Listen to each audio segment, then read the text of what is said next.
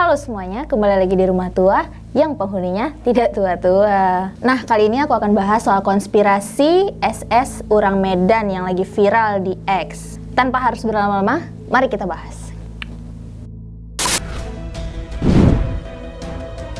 Pada tahun 1947 sampai 1948, Malaysia mendapatkan pesan SOS mengerikan dari kapal tak dikenal. Pesan SOS itu dibuat dalam dua kode Morse misterius yang berbunyi, "Semua petugas, termasuk kapten, tewas. Berbaring di ruang grafik dan jembatan. Mungkin seluruh tewas. Aku mati." Setelah pesan mengerikan itu, tidak ada komunikasi lain lagi dari kapal misterius itu.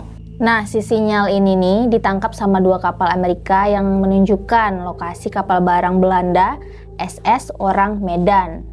Kapal yang pertama kali mencapai si kapal barang itu tuh adalah kapal dagang Amerika bernamanya tuh Silver Star.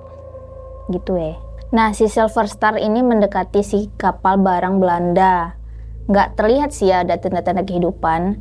Jadi, si kapten kapal itu tuh naik ke kapal itu untuk mencari tahu penyebab kurangnya komunikasi antara awak kapal. Nah, jadi pas si tim pencari ini masuklah dia ke kapal tuh kan, kapal SS Urang Medan nih. Ditemukannya lah mayat bergeletak di situ tuh. Ada yang matanya terbelalak kan. Si kapten ini ditemukan tuh di anjungan, sedangkan kru-kru lainnya tuh ditemukan tuh di ruang kemudi.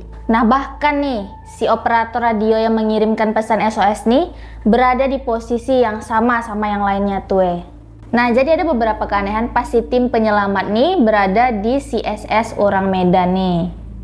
Yang keanehan pertama, itu tuh ketika suhu sekitar lebih dari 37,8 derajat Celcius nih, namun mereka merasakan hawa dingin yang mengganggu diduga berasal dari suatu tempat di dalam si kapal nih. Nah, yang keanehan kedua nih.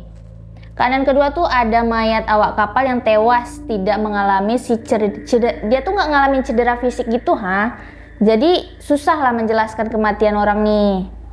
Nah, keanehan ketiga, kapal itu tuh nampaknya tuh nggak rusak sama sekali doh. Nah, jadi itulah sebabnya si Kapten Silver Star nih memerintahkan SS Urang Medan ini untuk ditarik lagi dan diselamatkan. Nah, untuk keanehan keempat nih yang paling terakhir. Jadi ketika kapal-kapal itu tuh diikat, nampaklah asap dari ruang kargo nomor 4 dari kapal barang itu tuh. Nah, jadi beberapa saat kemudian SS Urang Medan ini meledak lah dengan kekuatan yang dahsyat, boom gitu. Nah, kekuatan tuh berasal dari air sebelum kapal itu tenggelam. Nah, ngapa SS Urang Medan ini dianggap misteri? Tahu kalian? Sama lah, aku juga nggak tahu. Kita bahas lah dulu ya. Nah, jadi kapal ini tuh nggak terdaftar bahkan dalam Dictionary of Disasters at Sea tahun 1824 sampai 1962. Nah, berdasarkan namanya nih, orang-orang berspekulasi lah, jangan-jangan kapal itu terdaftar di Sumatera, sebuah koloni Belanda pada saat itu tuh. Kata orang diterjemahkan sebagai pria dalam bahasa Indonesia. Nah, sementara Medan adalah kota terbesar di Sumatera. Nah, inilah yang membuat nama kapal itu diartikan sebagai pria dari Medan. Pada Mei 1952, penjaga pantai Amerika Serikat mencatat akun resmi pertama SS Urang Medan dengan keterangan saksi. Kesaksian itu berasal dari kru penyelamat dan penemuan kru yang tewas. Jadi apa yang dibawa orang tuh kira-kira sampai SS Urang Medan tuh meledak? Tahu kalian? Nah, ini aku kasih tahu ya. Jadi ada banyak teori yang dibuat tentang keadaan misterius SS Urang Medan dan kematiannya. Dikemukakan oleh Profesor Theodor Siersdorfer dari Essex di Jerman, yang selama 50 tahun dia mendedikasikan hidupnya untuk memahami apa yang terjadi pada si SS Urang Medan dan krunya. Nah, si ahli ini mendasarkan banyak temuannya pada buklet Jerman yang diterbitkan oleh Otto Mielke pada tahun 1954. Di dalamnya nih menyatakan gak hanya nama kapten tetapi juga rute dari kapal nih, si SS Urang Medan nih kan.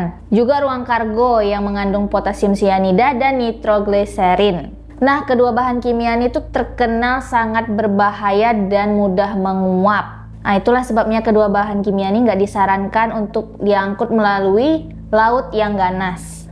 Nah, jadi gini, nggak gitu doh.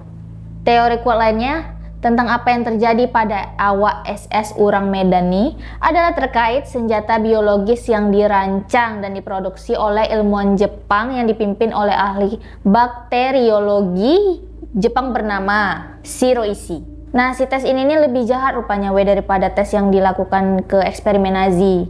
Mereka nih diam-diam tuh rupanya mau ngirimkan dari negara ke negara lain. Akhirnya bocorlah di kapal nih. Jadi kan ditewaskannya lah karena si bocor dia nih kan. Paslah si awaknya nih. Menyebabkanlah ledakan terakhir yang menenggelamkan SS Urang Medan. Itu adalah dua teori yang paling memungkinkan tentang SS Urang Medan yang misterius. Sementara teori lain kayak termasuk UFO, gas metana, sama kebakaran ruang ketel itu tuh belum terbukti lagi kebenarannya Jadi hal itulah yang menyebabkan peristiwa tragis ini menjadi salah satu kisah kapal hantu yang paling menyeramkan belakangan ini. Terkenal lah dia. Nah, jadi gini, nggak gitu doh.